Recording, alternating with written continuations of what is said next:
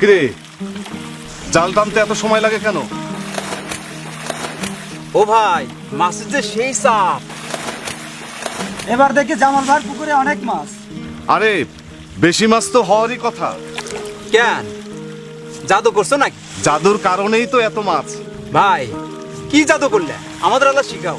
জাদু শিখতে হলে টিএমএসএস এসিপি ফিশারিজ প্রকল্প থেকে পরিবেশ বান্ধব উত্তম মাছ চাষ অনুশীলনের উপর ট্রেনিং ও পরামর্শ নিতে হবে, যেটা আমি নিছি। ভাই, এমন মাছ চাষ করতে কি কি লাগে? মাছ চাষে দাদুর কথা তোমাদের সাথে সাথে সকল মাছ চাষীদের উদ্দেশ্যে বলি। দূষণমুক্ত ও পর্যাপ্ত আলো বাতাসযুক্ত স্থানে পুকুর নির্বাচন করা, পুকুর শুকিয়ে তলদেশের কাদামাটি অপসারণ, পাড় উঁচু করে বাঁধা ও আগাছা মুক্ত রাখা, পুকুরের পাড় এবং উপরের বায়োসিকিউরিটি নেট দিয়ে ঘেরা, মাছ চাষে শুধুমাত্র ভূগর্ভস্থ পানি ব্যবহার করা, ইনব্রিডিং, ক্রস ব্রিডিং, মুক্ত পরিবেশ বান্ধব নিরাপদ হ্যাচারি থেকে উন্নত জাতের মানসম্পন্ন পোনা সংগ্রহ করা, মাছের দেহ ওজনের উপর ভিত্তি করে নিয়মিত সঠিক মাত্রায় আমিষ সমৃদ্ধ খাবার প্রয়োগ করা, রোগ প্রতিরোধ ব্যবস্থা বৃদ্ধির জন্য মাসে অন্তত একবার চুন ও লবণ প্রয়োগ করা, অ্যামোনিয়া সহ বিষাক্ত গ্যাস দূর করার জন্য নিয়মিত হররা টানা,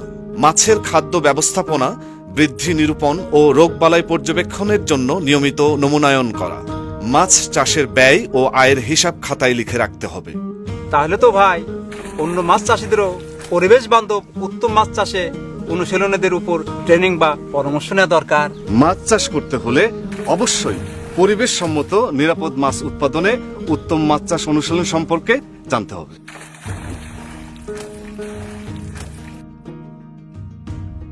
আসুন আমরা সবাই মিলে পরিবেশ বান্ধব উত্তম অনুশীলনের মাধ্যমে মাছ চাষ করি, স্বনির্ভর বাংলাদেশ গড়ি।